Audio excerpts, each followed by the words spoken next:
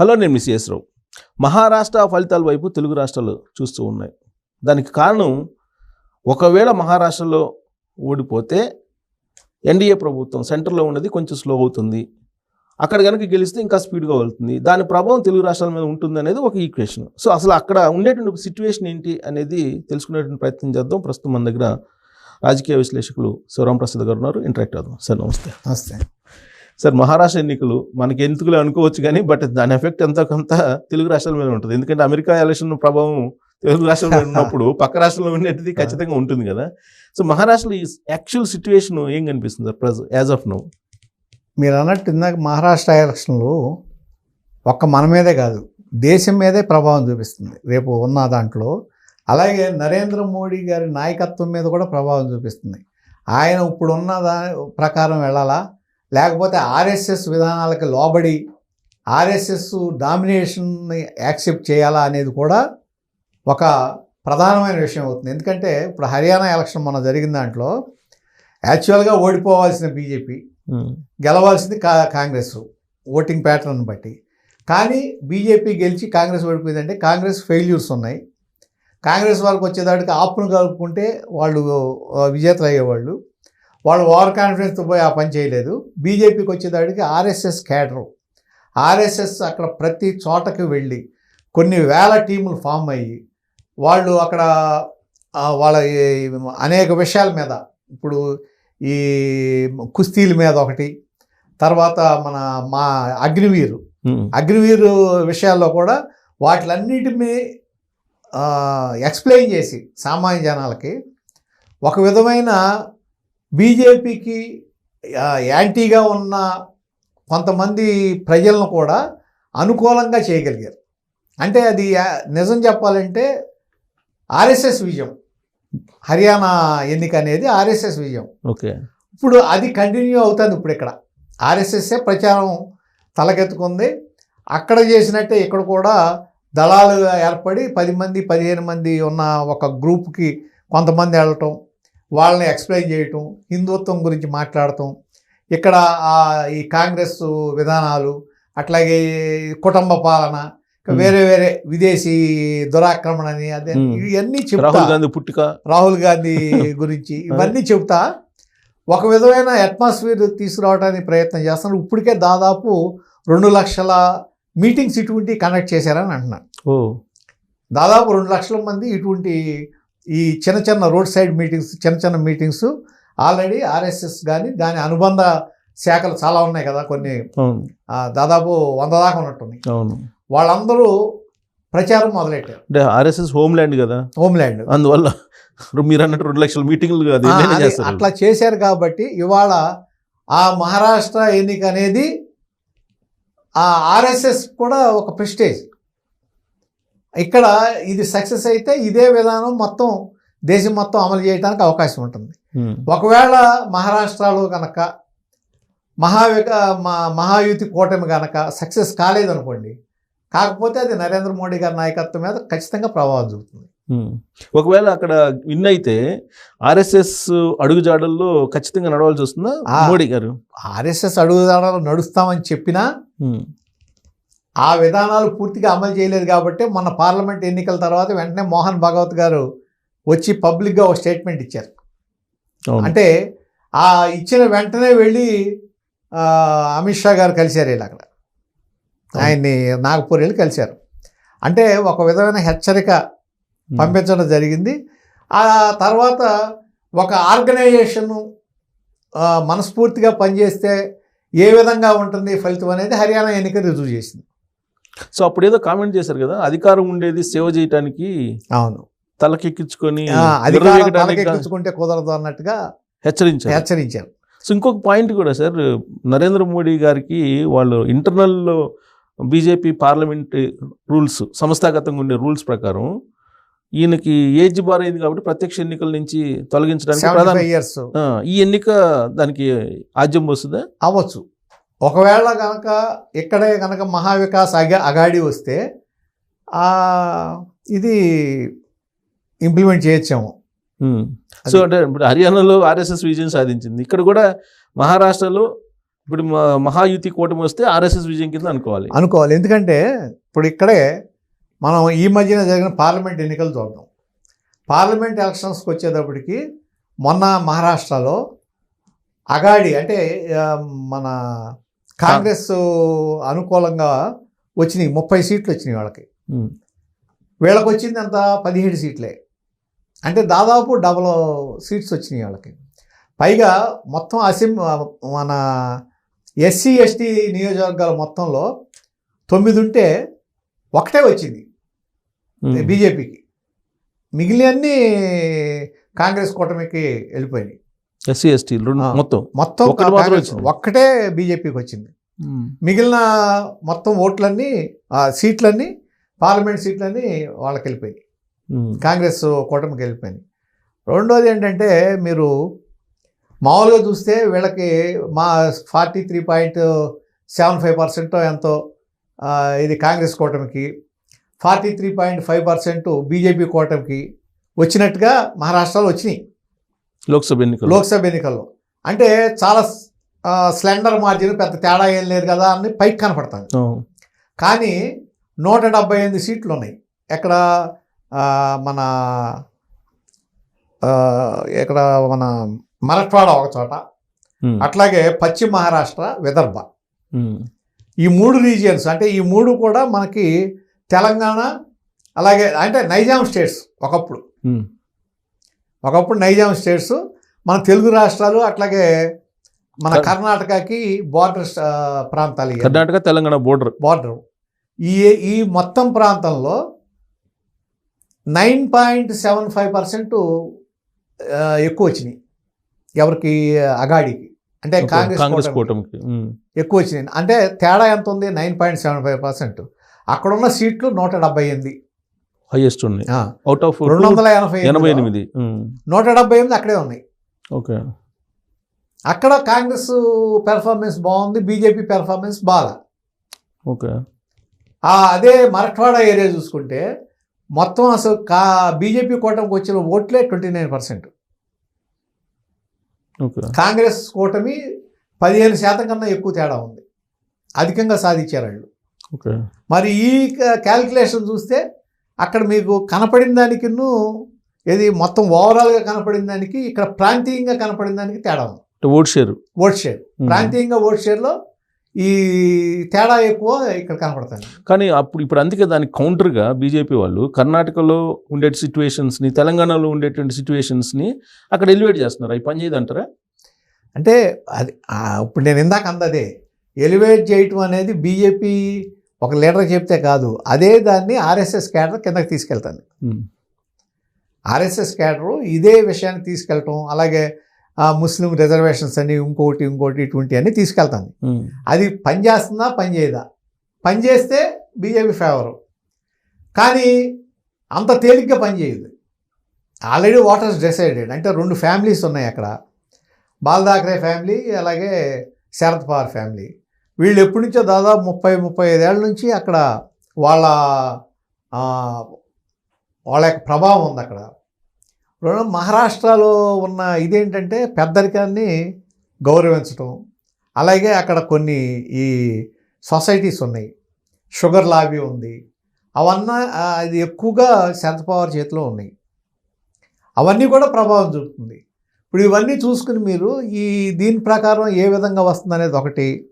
మొన్న ఎలక్షన్స్లో అజిత్ పవార్ని పూర్తిగా జనం తిరస్కరించారనేది అర్థమైపోయింది. శరద్ పవార్కి దాదాపు నియర్లీ 20% ఓటింగ్ వస్తే అజిత్ పవార్కి వచ్చింది 3.6%. ఎన్సీపీ చీలిపోయినా నష్టం లేదంటే, ఎన్సీపీ చీలిపోవటం వలన అతనికి నష్టం జరిగింది. అట్లాగే ఇప్పుడు ఇది శివసేన వచ్చేటప్పటికి ఇప్పుడు అధికార శివసేనకి ఉద్ధవ్ ఠాక్రే శివసేనకి 3-4% తేడా. ఉద్ధవ్ ఠాక్రే మెజారిటీ ఉన్న తక్కువ మార్జిన్లో ఉన్నారు. షిండే శివసేన ఒక 4% వెనకబడి ఉంది తప్ప అంతకన్నా ఎక్కువ తేడా లేదు. ఇవన్నీ ఇది చేసుకుని ఓవర్కమ్ అయ్యి రావటం ఒకటి. మెయిన్ ఇంకోటి ఏంటంటే హర్యానాలో జరిగిన పరాభవానికి కాంగ్రెస్కి వాళ్ళు కొద్దిగా ఇదివరకట్లాగా కాకుండా ఎమికబుల్గా సీట్ షేరింగ్ ఇదివరకు 147 సీట్లు పోటీ చేశారు. ఇప్పుడు 100కి ఒప్పుకున్నారు. అవును. అంటే మిత్రపక్షాలకి ఇచ్చారు, పోటీ పడి మాకు కావాలని చెప్పి తీసుకోకుండా వాటిని సీటు అడ్జస్ట్మెంట్స్ ఎమికబుల్గా చేసుకున్నారు. కానీ మీరు అన్నట్టు ఇప్పుడు ఎన్సీపీ అజిత్ పవార్కి దాదాపు 87 స్థానాలు ఏమి ఇచ్చారు, అదేమో 3% ఓట్ బ్యాంక్ అంటున్నారు. అదే నష్టం. ఇప్పుడు నేను అదే మొన్న కూడా అజిత్ పవార్ ఇచ్చిన దాంట్లో చాలా తక్కువ కదా గెలిచింది. అజిత్ పవార్ తీసుకున్న సీట్లలో చాలా తక్కువ సీట్లు గెలిచాడు. సో అయితే ఎన్డీఏ కూటమి అక్కడ నష్టపోతుంది. అక్కడ నష్టపోవచ్చు. ఓకే. ఎందుకంటే శరద్ పవార్కున్న ఇమేజ్ ముందు అజిత్ పవార్ ఆగట్లేదు, ఆగడు. అది కష్టం. ఎందుకంటే శరద్ పవార్ పెద్దరికం కానీ ఇదివరకు నుంచి ఉన్న వాళ్ళకున్న అక్కడ లోకల్లో ఉన్న బలం కానీ ప్రజల్లో ఉన్న అభిమానం కానీ ఇవన్నీ ఇతన్ని ఏంటంటే ఇప్పుడు ఒక అన్న కొడుకుగా ఆ విధంగా బయటకు వచ్చి మాట్లాడతాన్ని జనం హర్షించట్లా అతన్ని. ఓకే. మీరు అన్నట్టు పెద్దరికానికి కొంచెం గౌరవిస్తారు అక్కడ హర్షించట్లా. అదే షిండేకి వచ్చేటప్పటికి ఏమైందంటే అసలు ఆ మరాఠీ ఉద్యమంతో మొదలైన శివసేన హిందుత్వ నినాదం పెట్టుకుని బాల్దాకరే ఉన్నప్పుడు కాంగ్రెస్కి వ్యతిరేకంగా ఉంది. అక్కడికి వచ్చేటప్పటికి ఏంటంటే అతను పాలసీ మీద నేను డిఫర్ అయ్యానని చెప్పుకోగలిగాడు. మీరు బీజేపీతో కలవకుండా కాంగ్రెస్తో కలిసి మీరు ప్రభుత్వాన్ని ఏర్పరిచారు కాబట్టి నేను విడిపోతున్నాను 2022లో విడిపోయాడు. అంటే అతనికి ఫోకస్ చేయడం పాలసీ మీద చేయగలిగాడు. అవును. అంటే అసలు యాంటీ కాంగ్రెస్ పుట్టింది కదా. ఇది వరకు మనం చూసాం కదా, ఇది చంద్రబాబు నాయుడు గారు యాంటీ కాంగ్రెస్తో పుట్టిన ఎన్టీఆర్ యాంటీ కాంగ్రెస్తో పుట్టిన తెలుగుదేశం కాంగ్రెస్తో పొత్తు పెట్టుకుంటే తెలంగాణలో యాక్సెప్ట్ చేయలేదు ఆ రోజున. 2019లో యాక్సెప్ట్ చేయలేదు జనం. దాని ఎఫెక్ట్ ఆంధ్రాలో కూడా పడింది, అక్కడ కూడా పడింది. అది ఏంటంటే కొన్ని పాలసీలు ఏంటంటే ఇప్పుడు బీజేపీ ఉంది, సపోజ్ హిందుత్వం వదిలేస్తే బీజేపీ లేదు. అవును. ఇప్పుడు శివసేన కూడా దీని మీద అక్కడ అతను కొంత సేవ్ అయ్యాడు తప్ప ఈయనకి వచ్చేదానికి పాలసీ లేదు. అజిత్ పవార్ పాలసీ లేదు కదా. సుప్రియా సులేని పైకి తీసుకొస్తున్నాడనో లేకపోతే కూతురిని పైకి తీసుకొస్తున్నాడు నాకెందుకు ఇవ్వడనో తప్ప అధికార కాంక్ష కనపడుతుంది తప్ప అక్కడ పాలసీ లేదు. సో మహాయుతి కూటమికి పెద్ద మైనస్ పాయింట్ ఏదైనా తీసుకోవాలని అంటే అజిత్ పవార్ డెఫినెట్గా అజిత్ పవారే మైనస్ అవుతాడు వాళ్ళకి. సో మహారాష్ట్రలో పనిచేసే ఫ్యాక్టర్స్ తీసుకుంటే ప్రధానంగా ఇప్పుడు మహారాష్ట్రలకు సంబంధించిన మరాఠవాళ్ళ రిజర్వేషన్లు, ముస్లిం రిజర్వేషన్లు, లేదా అక్కడ ఉన్నటువంటి స్థానిక సమస్యలు, వీటిలో ఏది మేజర్ ఫ్యాక్టర్ అయ్యే అవకాశం ఉంది? ఇప్పుడు మరాఠవాడ రిజర్వేషన్ అనేది ఎందుకు తీసుకొచ్చాడంటే యాక్చువల్గా నేను ఇందాక మీతో చెప్పాను కదా 15% పైన తేడా ఉంది. మరాఠవాడలో కాంగ్రెస్ కూటమి 15% పైన మెజార్టీలో ఉంది కాబట్టి మరాఠా రిజర్వేషన్ తీసుకొచ్చారు. కానీ మరాఠా రిజర్వేషన్ అనేది సాధ్యం కాదని ఆల్రెడీ సుప్రీంకోర్టు తీర్పు ఇచ్చేసింది. అది సాధ్యం కాదు, మరాఠా రిజర్వేషన్ అనేది కుదరదు అనేది సుప్రీంకోర్టు తీర్పు ఇచ్చింది. సుప్రీంకోర్టు తీర్పు ఇచ్చిందని మళ్ళీ మీరు ఇష్యూ ఎట్ట చేయగలుగుతారు? అంటే ఊరికే ఆ ఓటు కోసం అనేది అక్కడ కనపడిపోతుంది కదా, అవకాశం లేదని. ఇక్కడ కూడా కాంగ్రెస్ కూడా 10% ముస్లిం రిజర్వేషన్ అనౌన్స్ చేసింది. 50% స్లాబ్ అనేది బ్రేక్ చేస్తానని చెప్పి రాహుల్ గాంధీ చెప్తున్నాడు కదా. అవదు, వాళ్ళ స్లోగన్ అదేగా. బ్రేక్ చేయడానికి వీల్లేదని మొన్న చెప్పింది కదా. బ్రేక్ చేయడానికి వీల్లేదని చెప్పి ఉన్న దాంట్లో మీరు అడ్జస్ట్ చేసుకోవాల్సింది తప్ప బ్రేక్ చేయడానికి సుప్రీంకోర్టు చెప్పింది కదా. మరి అది ఇప్పుడు బూమరాంగ్ కదా కాంగ్రెస్ పార్టీకి ఈ ప్రచారం 10% ముస్లిం రిజర్వేషన్ అనేది. 10% ముస్లిం రిజర్వేషన్ అనేది అవ్వదు, ఆ ముస్లిం ఓట్స్ కోసం చేయడం తప్ప. నేను ఇందాక మీరు మరాఠవాడ రిజర్వేషన్ ఎట్లా అన్నారో ఇది అంతే. అది అసలు ఈ రెండు పనిచేయవు, ఓటర్స్ మీద ఈ ఎఫెక్ట్ ఉండదు అంటారు. అసలు దీన్ని నమ్ముతారా నమ్మరా అనేది నాకు అనుమానమే. ఎందుకంటే వీళ్ళు ఏదో వాగ్దానాలు చేస్తున్నారు, అవుతాయి అనే ఉండదు. ఆల్రెడీ ఏదో ఆ స్థానికంగా ఉన్న రాజకీయాల మీదో లేకపోతే అక్కడ ఉన్న దీని మీదో డిసైడ్ అయిపోయి ఉంటారు. పెద్దగా నేను అనుకుంటాం ఈ స్లోగన్స్ మీద వచ్చే తేడా ఏమి ఉండదు. కానీ ఒక్కటి మాత్రం ఆ ఆర్ఎస్ఎస్ క్యాడర్ పనిచేసే విధానం కూడా ప్రజల మీద ప్రభావం చూపించవచ్చు. కానీ అక్కడ ఉండేటువంటి ప్రజలు పార్టీలను చీల్చేశారు, రాష్ట్రాన్ని అల్లకొల్లోలం చేశారు రాజకీయంగా అనేటువంటి ఒక భావన ఓటర్స్లో ఉంది బీజేపీ మీద అనేది. దాన్ని ఎంతవరకు క్రిటిక్ తీసుకోవచ్చు? ఉంటుంది గ్యారంటీగా. ఎందుకంటే ఇప్పుడు 20,000 కోట్ల పైన రెవెన్యూ లోటు ఉంది. మహారాష్ట్రకి. దాదాపు మీకు 1,10,000 కోట్లు ఆర్థిక లోటు ఉంది. 7 లక్షల కోట్లు అప్పులు ఉన్నాయి. ఇవన్నీ ఉండి అవి కడతానికే కుదరకపోతే వీళ్ళు లడ్కీ బెహనే అని చెప్పి ఒక స్కీమ్ తీసుకొచ్చారు. ఇది పార్లమెంట్ ఎలక్షన్ అయిన తర్వాత నష్టపోయారు కాబట్టి తీసుకొచ్చారు.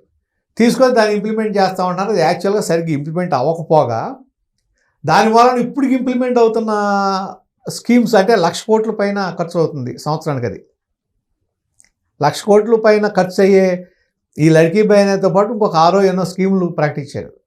ఈ మొత్తం అన్నిటికి కలిపి 1,00,000 కోట్లు సంక్షేమానికి ఖర్చు చేయలేడు. ఆ ఖర్చు చేయడంలో సాధ్యం అవుతుందా అవదా అంటే సాధ్యం కాట్లా. అవ్వకపోగా ఉన్న స్కీములను ఆపేస్తున్నారు. ఇప్పుడు రైతులు ఇంపార్టెంటు. అక్కడ మహారాష్ట్రలో ఈ రైతు ఆత్మహత్య చేసుకున్న కుటుంబాలకు 1,00,000 రూపాయలు ఇవ్వాలనేది మొన్నటిదాకా ఇస్తున్నారు.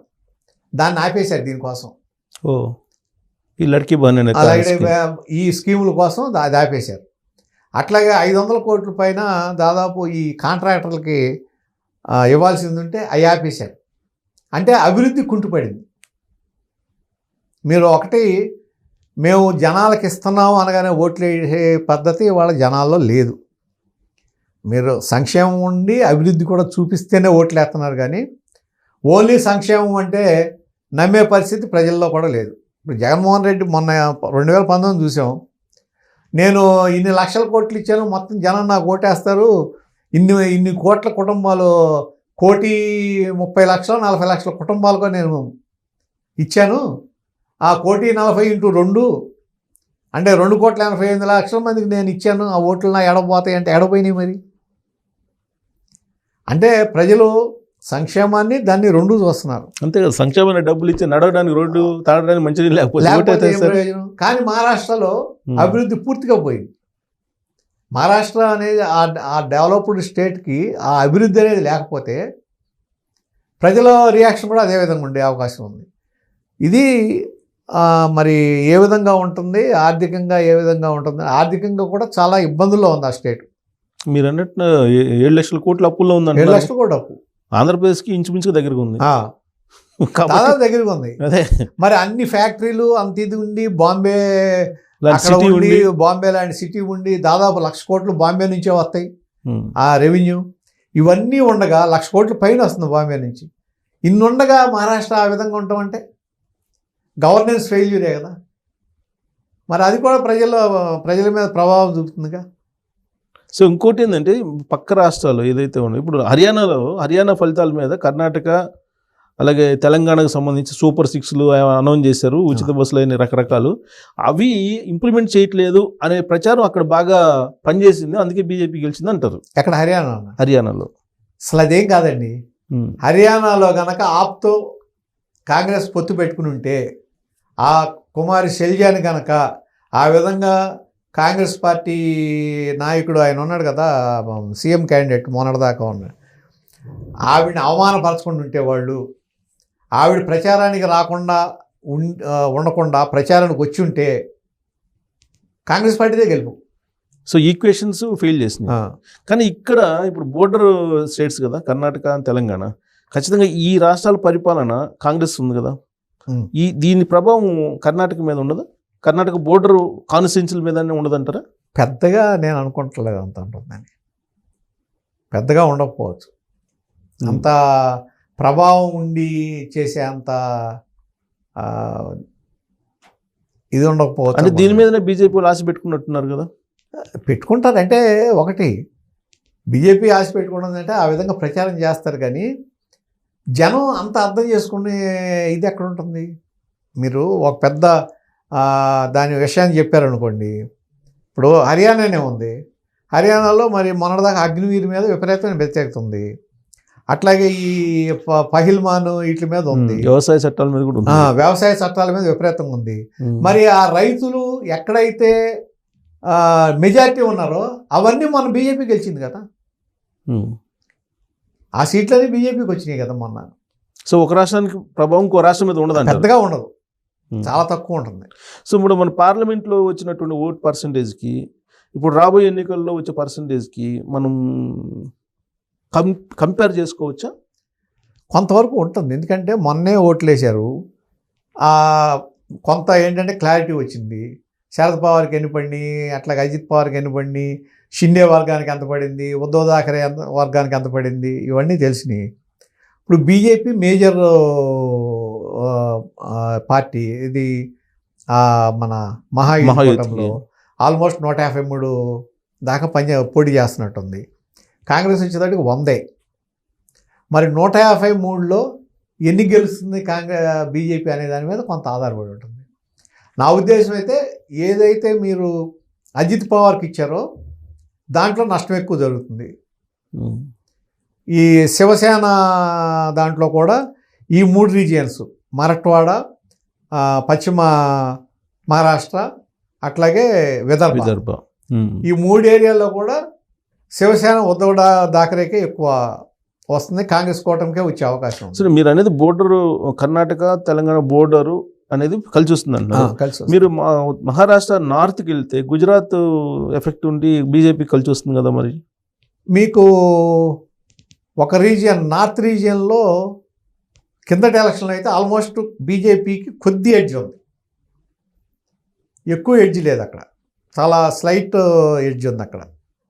ఒక్క ముంబై, తర్వాత కొంకిణి, తానే కొంకిణి, వీటిల్లో బీజేపీ కూటమి పెర్ఫార్మెన్స్ బాగుంది.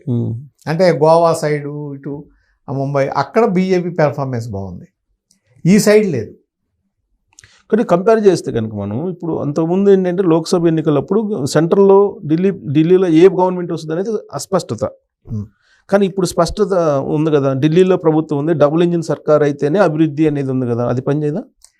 అసలు అస్పష్టత లేదు. అప్పుడు మీరు పార్లమెంట్ ఎలక్షన్ అప్పుడు 350 సీట్ల 400 సీట్లు వస్తాయని చెప్పి బీజేపీకి ప్రచారమే కాదు, అసలు నమ్మలా కాంగ్రెస్కి ఇన్ని సీట్లు వస్తాయని ఎవరు. అనూహ్యంగా వచ్చినాయి కాంగ్రెస్ కూటమికి సీట్లు. అంటే జనంలో లోపల ఎక్కడో ఆ అసమ్మతి అండర్ కరెంట్గా ఉంది కాబట్టి కాంగ్రెస్కి వచ్చింది. కాంగ్రెస్ పెద్ద అసలు వాళ్ళే నమ్ముంటారు ఇన్ని సీట్లు వస్తామంటే, కాంగ్రెస్ కూడా నమ్ముంటారు. అనూహ్యంగా వచ్చినాయి. ఆ వచ్చిన దాన్ని నిలబెట్టుకుంటూ వీళ్ళకి హర్యానాలో చేతకాల. హర్యానాలో కొద్దిగా ఒక అడుగు వెనక్కేసి ఉంటే ఆ గవర్నమెంట్ వాళ్ళదే. అక్కడ ఇప్పుడు మహారాష్ట్ర కూడా ఇక్కడ ఏంటంటే కాంగ్రెస్ ఆల్రెడీ వెనక్కి తగ్గింది. ఆ ఫ్రెండ్లీ పార్టీలను కలుపుకోవడం కోసం సీట్ షేరింగ్లో ఇదివరకు 147 చేస్తే ఇప్పుడు దాదాపు 40 సీట్ల పైన 45 సీట్ల తగ్గించేసుకుంది. సో పొలిటికల్ ఈక్వేషన్స్లో కొంత కాంప్రమైజ్ అనుకుందాం. కానీ మీకు పార్లమెంట్ ఎలక్షన్స్ వచ్చేటప్పటికి నరేంద్ర మోడీ ఫేస్ అంతా అదే కదా. పార్టీల పరంగా బీజేపీ కన్నా కూడా మోడీ ఫేసే ఎక్కువ కనిపించింది ఓటర్స్కి అనేది కదా ఒకటి వినిపించింది. కానీ ఇప్పుడు అక్కడ అట్ట కాదు కదా, లోకల్ లీడర్స్ ఫేస్ చూసి ఓటేస్తారుగా. ఇప్పుడు లోకల్ లీడర్స్ ఫేస్ చూసి ఓటేసే లెక్కనైతే మహారాష్ట్రలో పెద్ద అభిమానం ఉండి బాగా పేరున్నాడు శరద్ పవార్. తర్వాత ఎవరున్నారు మిగిలిన వాళ్ళలో? ఇప్పుడున్న మిగిలిన లీడర్స్లో ఇప్పుడు షిండే కూడా అంత పెద్ద లీడర్ ఏం కాదు కదా, పార్టీ చీల్చి వచ్చి సీఎం అయినాడే తప్ప. అక్కడ వచ్చేటప్పటికి మరి ఆ ఈక్వేషన్ ఎట్లా ఉంటుంది, ఆ లోకల్ ఫ్యాక్టర్స్ ఎంతవరకు తిరగబడుతుంది. ఇదివరకు పార్లమెంట్ ఎలక్షన్స్లో ఉన్న మెజార్టీని, అంటే కొన్ని 3 ప్రాంతాల్లో ఉన్న ఈ కాంగ్రెస్ కూటమి మెజార్టీని ఏ విధంగా బీజేపీ తగ్గించగలదు, మిగిలిన 2 ప్రాంతాల్లో తమకున్న మెజార్టీని ఏ విధంగా నిలబెట్టుకోగలదు, ఇది చాలా ముఖ్యమైన విషయం. దాన్ని ఎంతవరకు చేయాలో చూస్తారు. ఇప్పుడు ఏంటంటే సీఎం అభ్యర్థుల్ని 2 పక్షాలు ప్రకటించాలి, బట్ ఇటు షిండే అని చెప్తున్నారుగా. షిండే ఆల్రెడీ ఉన్నాడు, అదే కంటిన్యూ అవుతాడు అనేది క్లారిటీ ఉంది. అయితే ప్రకటించకపోయినా మామూలుగా ఏంటంటే సుప్రియా సూలే, శరద్ పవార్ గారి అమ్మాయే సీఎం క్యాండిడేటు, ఉద్ధవ్ థాకరే కొడుకు డిప్యూటీ సీఎం అనేది ఒక అండర్స్టాండింగ్ వచ్చారు. ప్రకటించకపోయినా ఒక అండర్స్టాండింగ్ వచ్చారనేది మాత్రం ప్రచారంలో ఉంది. అంటే ఓటేసే ఓటర్కి ఎవరు సీఎం అవుతారనేది క్లారిటీ లేనప్పుడు అది మైనస్ పాయింట్ కదా మహావికాస్ కూటమికి. అవును, దానికి ఒకవేళ మైనస్ అవుతుంది అనుకోండి దీంట్లో. ఇప్పుడు అక్కడ షిండే ఉంది. షిండే అంత అట్రాక్టివ్ ఫేస్ కాదుగా. షిండే సీఎం అన్నారు. షిండే ఏమి ఇక్కడ ఇప్పుడు ఆంధ్రప్రదేశ్లో చంద్రబాబు గారు లాగానో, లేకపోతే తెలంగాణలో కేసీఆర్ లాగానో, లేకపోతే అక్కడ తమిళనాడులో ఎంకే స్టాలిన్ లాగానో ఆ విధమైన ఫేస్ కాదు కాస్తుంది. ఓకే, అంత అంత క్రేజ్ ఉన్న మనిషి కాదు, అంత నాయకత్వ హయ్యర్ కెపాసిటీ ఉన్న నాయకుడు కూడా కాదు. మరి అది మైనస్ కూడా అవ్వచ్చుగా. సో షిండే అలాగే ఫడ్నవీస్ రెండు కంపేర్ చేస్తే పవర్ఫుల్ లీడర్ ఎవరు కనిపిస్తున్నారు మీకు? ఫడ్నవీసే. అందుకేనా మీరు చెప్పిన 3 ఏరియాల్లో ఫడ్నవీస్కి అప్పు చెప్పినట్టున్నారు? విదర్భ, పశ్చిమ మహారాష్ట్ర ఉన్న ప్లేస్ అప్పు చెప్పారు. దాని మీద డెఫినెట్గా ఆర్ఎస్ఎస్ క్యాడర్తో, అంటే ఫడ్నవీస్ క్లోజ్ టు ఆర్ఎస్ఎస్, దాని మీద ఆర్ఎస్ఎస్ కూడా కాన్సన్ట్రేట్ చేస్తుంది డెఫినెట్గా. ఒకవేళ సక్సెస్ అయితే అది క్యాడర్ సక్సెస్, నాయకత్వం ఏం కాదు. మీరు అన్నారుగా ఆర్ఎస్ఎస్ సక్సెస్ అని. సక్సెస్ కింద లెక్క. ఇన్ కేసు ఇప్పుడు మహాయుతి కూటమి భారీ మెజార్టీతో గెలుస్తుంది అనుకుందాం. ఇప్పుడు లేటెస్ట్ సర్వేలు ఏదో 172 అబో అలా వస్తాయని చెప్పి ఏదో చెప్తున్నారు కొంత. అదే నిజం అనుకుంటే కొద్దిసేపు సీఎం క్యాండిడేట్ మారే అవకాశం ఉందా? మారచ్చు. షిండేకి బదులుగా ఫడ్నవీస్కి వచ్చి మారచ్చు. ఎందుకంటే వాళ్ళకి ఎక్కువ మెజార్టీ వచ్చింది అనుకోండి, దాదాపు ఇప్పుడు 153 సీట్లు వాళ్ళు ఇదవుతున్నారు, కంటెస్ట్ చేస్తున్నారు బీజేపీ వాళ్ళు. మామూలుగా 288 కదా, 144 కావాలి. దరిదాపుల్లో ఉన్నారనుకోండి, ఆటోమేటిక్గా వాళ్ళే తీసుకుంటారు. ఒకవేళ ఈ మన షిండే లాంటి వాళ్ళు వ్యతిరేక చేస్తే అది కూడా చీలిపోతుంది. ఏముంది, పొత్తు ధర్మం నేను పాటించదు బీజేపీ. ఏం పాటించరు. అంటే బీహార్లో నితీష్ కుమార్కి కొద్దిగా పాటించినట్టుంది కదా. అక్కడ తప్పక అది తప్పనిసరి పరిస్థితులు. చాలా చోట్ల పాటించలేదు కదా, చాలా చోట్ల పొత్తు ధర్మం పాటించని మనం చాలా చూసాంగా. ఇప్పుడు ప్రాంతీయ పార్టీని చేల్చడం అని చూసాం కదా, రేపు అతను కూడా చేల్చొచ్చాము. సో మహారాష్ట్రలో ఇప్పుడు ఈ ఫలితాలు, రాబోయే ఫలితాలు కొన్ని పార్టీలని భూస్థాపితం చేసేలాగా ఉంటాయా? ఉండొచ్చు, కొన్ని వర్గాలు ఇది అవ్వచ్చు. అట్లాగే దేశ రాజకీయాల్లో కూడా బీజేపీ నాయకత్వాన్ని కూడా మలుపు తిప్పే పరిస్థితి ఉండొచ్చు. అధైర్యం చేస్తారంటారా ఆర్ఎస్ఎస్ వాళ్ళు? నరేంద్ర మోడీని దించేసే ప్రయత్నం చేస్తారు. అంటే దించడం అని కాదు, ఇప్పుడు వాళ్ళకి ఆల్రెడీ 75 years అయ్యనుకోండి. అదే ఇప్పుడు అద్వానీ లాంటి మహానాయకుడు, ఇప్పుడు అద్వానీ ఉన్నాడు, ఆర్ఎస్ఎస్, ఇప్పుడు వాళ్ళ బీజేపీ వాళ్ళు ఈ పరిస్థితి అంటే ఇద్దరే కారణం, అద్వానీ, వాజ్పేయి. ఆ నాయకత్వం నుంచే 2 సీట్ల నుంచి వాళ్ళ ఎంత గొప్ప స్టేజ్కి వచ్చారు. వాళ్ళ అతిపెద్ద పార్టీ ప్రపంచంలోనే ఆ స్టేజ్కి వచ్చారు. మరి ఆ స్టేజ్ నిలబెట్టాలంటే వ్యక్తి ఆకర్షణ ఏముండదు వాళ్ళకి. ఎప్పటికప్పుడు పాత నీరు వెళ్ళిపోతుంటుంది, కొత్త నీరు వస్తుంటుంది. ఇప్పుడు మోహన్ భగవత్ గారికి కూడా 75 దాటుతాయి అంట. వాళ్ళకి ఏజ్ ఇది లేదు, వాళ్ళకి కూడా ఉంది అంటున్నారు. ఆర్ఎస్ఎస్ నుంచి వచ్చిందేనంట ఇది. నాకు తెలిసి ఆర్ఎస్ఎస్లో అది లేదు, అది లేదు. సో ఆయన కూడా రిటైర్ అవుతారు, ఫస్ట్ ఆయన రిటైర్ అవుతారు, ఆ తర్వాత ఖచ్చితంగా ఈయన కూడా ఫాలో అవ్వాల్సి వస్తుంది అనేది కదా. అవ్వచ్చు, ఒకవేళ అయితే అవ్వచ్చు. అంటే నాకు తెలిసి అది ఆర్ఎస్ఎస్కి అది ఉన్నట్టు లేదు. సో ఇప్పుడు పార్లమెంటరీ అంతర్గత బీజేపీ దాని ప్రకారం వెంకయ్య నాయుడు గారిని పక్కన పెట్టేశారు, అద్వానీ గారిని పక్కన పెట్టేశారు, మురళీ మనోహర్ జోషి పక్కన పెట్టారు, తర్వాత ఇంకా చాలామంది ఉన్నారు. ఇప్పుడు దాన్ని బ్రేక్ చేసి కంటిన్యూ అయ్యే ఛాన్సెస్ ఉన్నాయా? అంత తేలిక కాదు. ఎందుకంటే ఆ పార్టీ బ్రేక్ చేయడానికి ఆయన కూడా ట్రై చేయండి. నా ఉద్దేశం అయితే మోడీ ఒకవేళ ఆ పాలసీ ఇంప్లిమెంట్ చేయాలనుకుంటే ఆయనే దాన్ని యాక్సెప్ట్ చేస్తాడు. వాళ్ళు ఇప్పుడు ఆయన దేనికోసం, ఆయనకి ఏమి పెద్ద ఫ్యామిలీ కానీ ఇది కానీ బ్యాక్గ్రౌండ్ ఇవన్నీ ఏం లేవు కదా. సో ఇండివిజువల్గానే తప్పుకుంటారంట, యాక్సెప్ట్ చేయొచ్చు. ఒకవేళ అదే పాలసీ అనుకోండి, ఆయన యాక్సెప్ట్ చేయొచ్చు. ఓకే, నేను నెక్స్ట్ ఎవరు నా సక్సెసర్ని పెట్టను అనొచ్చు ఉందాగా.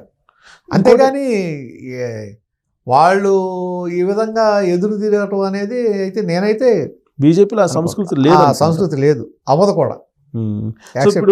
ఇప్పుడు మహారాష్ట్ర ఫలితాలకి జమిలీ ఎన్నికలకి కొంచెం ఏదో లింక్ ఉందంటారు, మళ్ళీ ఇంకో కోణంలో ఉంటుంది. మహారాష్ట్ర ఎన్నికల్లో గెలిస్తే బీజేపీ జమిలీ ఎన్నికలు ఫాస్ట్ అయిపోతాయి.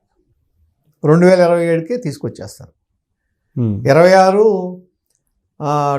2026 కల్లా మీకు నియోజకవర్గాలు పునర్విభజన అయిపోతుంది. అయిపోయిన తర్వాత 27లో పెట్టేస్తారు జమిలీ. అంటే మహారాష్ట్ర ఫలితాల మీద దేశం యొక్క రాజకీయ అంటే చిత్రం ఫలితాలు ఉన్నా లేకపోయినా వాళ్ళు పెట్టాలనేది డిసైడ్ అయిపోయినట్టున్నారు బీజేపీ. న్యాయ సమీక్షకు పంపించినట్టున్నారు వాళ్ళ ఉద్దేశం ఏంటంటే ఈ ఒకేసారి కనుక జమిలి ఎన్నికలు జరిగితే గ్రాడ్యువల్గా నేషనల్ పార్టీస్ నిలబడతాయి, ప్రాంతీయ పార్టీలు కనుమరుగైపోతాయి అనేది వాళ్ళ ఉద్దేశం. మనం ఉండాలి లేకపోతే ఉంటే కాంగ్రెస్ ఉండాలనే పరిస్థితిలో ఆలోచన చేస్తున్నారనేది జనం అంతా అంటే విశ్లేషకులు అనుకున్న. లేదు, వాళ్ళ పాలసీ డైరెక్ట్ చెప్తారు కదా, ప్రాంతీయ పార్టీలు అనేది వ్యతిరేకం మేము అని. కాబట్టి ఆ పరిస్థితి కోసం వాళ్ళు ఏంటంటే ఒక సిస్టమ్ తీసుకొద్దాం అనుకుంటారు, తీసుకొచ్చేయచ్చు. సో జమిలి ఎన్నికలు కూడా దీని మీద ఆధారపడి ఉంటాయి. సో రాబోయే రోజుల్లో ఇప్పుడు శరద్ పవార్ ఆల్రెడీ నేను రిటైర్ అవుతానని ప్రకటించినట్టున్నాడు. అంటే నేను చీఫ్ మినిస్టర్ క్యాండిడేట్ని కాదు, అట్లాగే డైరెక్ట్ ఎలక్షన్లో పోటీ చేయను అన్నాడు, కానీ రాజ్యసభ పోటీ చేయను అనలా, రాజ్యసభకు ఆలోచిస్తాను అన్నాడు. ఓకే, డైరెక్ట్ ఎలక్షన్లో పార్టిసిపేట్ చేయను అన్నాడు, కానీ ఆయన రాజ్యసభ విషయం వచ్చేటప్పుడు ఆలోచిస్తాను అన్నాడు. అంటే రాజ్యసభకి వెళ్తాడు. సో మొత్తం ఈ ఎలక్షన్స్ మొత్తం 2 పాయింట్లు కాంగ్రెస్ పార్టీ దేశవ్యాప్తంగా కూడా తుడిచిపెట్టుకి పోతుంది అనేది బీజేపీ వాళ్ళు చెప్తున్నారు. 2 ఒకటి ఏంటంటే రిజర్వేషన్లు అనేది 50% అది దాన్ని బ్రేక్ చేస్తాను అనేది ఒకటి. 2 అంటే 370 నేను మళ్ళీ పునరుద్ధరిస్తానని చెప్పి చెప్తున్నారు ఎవరు, రాహుల్ గాంధీ. ఈ 2 చాలు ఆ కాంగ్రెస్ పార్టీ టోటల్గా దేశం నుంచి చెప్పండి. మన దేశ జనాభా 140 కోట్లు కదా. ఆర్టికల్ 370 ఎంతమంది తెలుసండి? 1 కోటి మంది తెలుసా?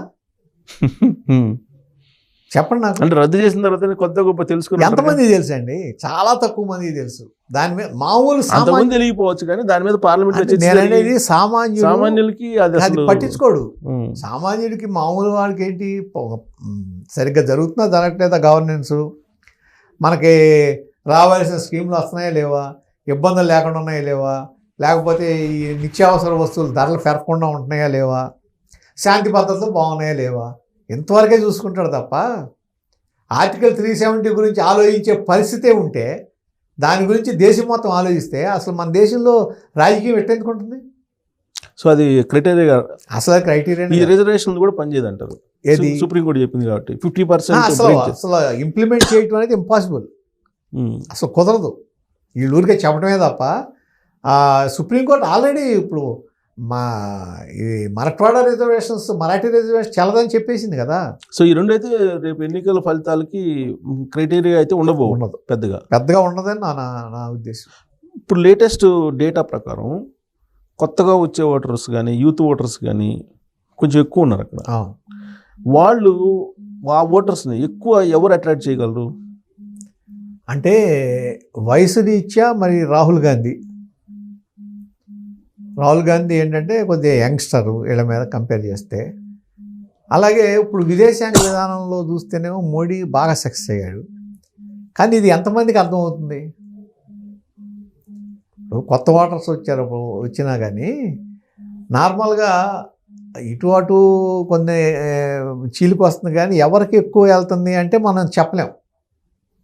ఆల్మోస్ట్ యూత్ కానీ కొత్తగా చేరిన ఓటర్స్ కానీ 2 కోట్లు ఉన్నారంట, సుమారుగా అరౌండ్ 2 crores ఉన్నారంట. అక్కడ వాళ్ళ థింకింగ్ని బట్టి డిసైడ్ ఫ్యాక్టర్ ఉంటుంది అనేది ఒక వర్షన్ అనిపిస్తుంది. అంటే ఆ 2 కోట్లు మొన్నటిదాకా కూడా ఉన్నారుగా, ఈ 4 నెలల్లో 2 కోట్లు చేరలేదుగా. లేదు, కొత్త ఓటర్స్ కూడా ఉన్నారు వాళ్ళలో. 2 కోట్లలో కొత్త ఓటర్స్ కూడా ఒక 50 లక్షలు 60 లక్షలు ఉన్నారు. 50 లక్షలు కూడా ఉండరు అంతమంది. ఈ 4 నెలల్లో అంతమంది యాడ్ చేస్తారు. 19 నుంచి 18, 19 ఏజ్ గ్రూప్ వాళ్ళు. అదే నేను అనేది 4 నెలల్లో అంత తేడా రాదు కదా. అంటే కొత్త ఓటర్స్. అది మొన్న పార్లమెంట్ జరిగింది, పార్లమెంట్ జరిగిన తర్వాత ఇప్పటికి 5 నెలలు 6 నెలలే కదా. ఈ మధ్యలో అంత డిఫరెన్స్ యాడ్ వస్తుంది. అన్ని ఓట్లు 2 కోట్లు కానీ 34 లక్షలు ఏదైనా ఉంటే 10-15 లక్షలు యాడ్ అవుతాయేమో. సో న్యూట్రల్ ఓటర్స్, తటస్థ ఓటర్స్ ఇప్పుడు ఇంపార్టెంట్ కదా ఏ ఎలక్షన్ అయినా. మరి వాళ్ళు డిసైడ్ ఫ్యాక్టరే కదా. ఇక్కడ ఒకటండి, ప్రజలు హిందుత్వమా ఇంకోట ఇవన్నీ చూడరు. వాళ్ళకి కావాల్సింది ఏంటంటే పీస్ఫుల్ లివింగ్, శాంతి భద్రతలు ఉండాలి. అట్లాగే మన కుటుంబం కానీ ఇది కానీ ఆడపిల్ల ఇంట్లోంచి బయటకు వెళ్తే శుభ్రంగా రావాలి, ఈ విధంగా ఫైనాన్షియల్ స్టేటస్ బాగుండాలి, ఇట్లా చూసుకుంటారు. కానీ హిందుత్వ నినాదం మీద ఒక్కదాని మీద గెలవడం అనేది అంత తేలిక కాదు. ఇప్పుడు అక్కడ మరాఠా దాంట్లోకి వచ్చేదానికి మీరు ఓన్లీ హిందుత్వం మీద ఎట్టగెలుతారు. అక్కడ ముస్లిం పాపులేషన్ కూడా చాలా ఎక్కువ ఉంది కదా. ముస్లిం పాపులేషన్ ఉంది, హిందూ ఓటర్స్లోనే చీలికి వస్తుంది. ముస్లిం ఓటు అనేది సాలిడ్గా పడిపోతే ఒక పక్కన మీకు ఇప్పుడు కర్ణాటకలో జరిగింది అదే కదా.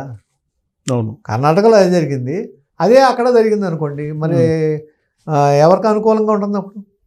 కాంగ్రెస్ కూటమికి అనుకూలంగా వెళ్తుంది కదా. ఇప్పుడు జాతీయ ఉలేమా బోర్డు ఉంది కదా ముస్లిమ్స్ది, అది ఆల్రెడీ రంగంలో దిగి పనిచేస్తుంది. ఆర్ఎస్ఎస్ వాళ్ళు ఇటువైపు మహాయూత్ కూటమి వైపు ఎంత బలంగా పనిచేస్తున్నారో మహా వికాస్ కూటమి నుంచి కూడా అది కూడా అంతే పనిచేస్తుంది. అప్పుడు హిందూ ఓటర్స్ పోలరైజేషన్ వేగంగా జరగదంటారా?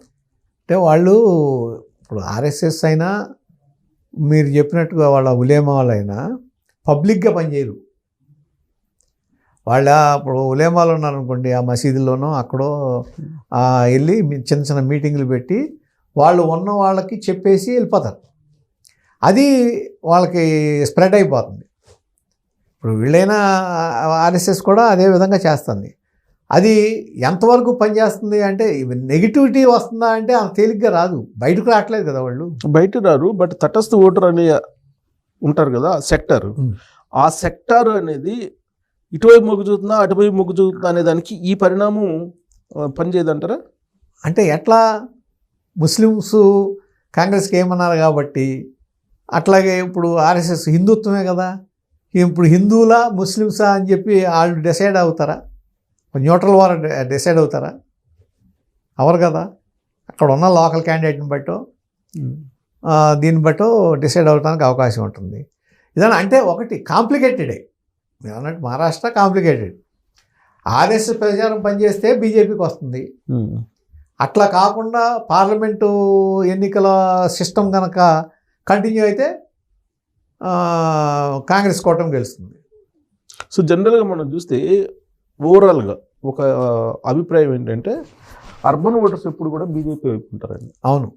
ఇప్పుడు మనకు అక్కడ చూస్తే బాంబే పరిధిలోనే చాలా కాన్స్టిట్యున్సీలు ఉన్నాయి, నాగపూర్ లాంటి ఇలాంటివి చాలా ఉన్నాయి కదా. అది ఫెచ్చింగ్ కదా ముంబై.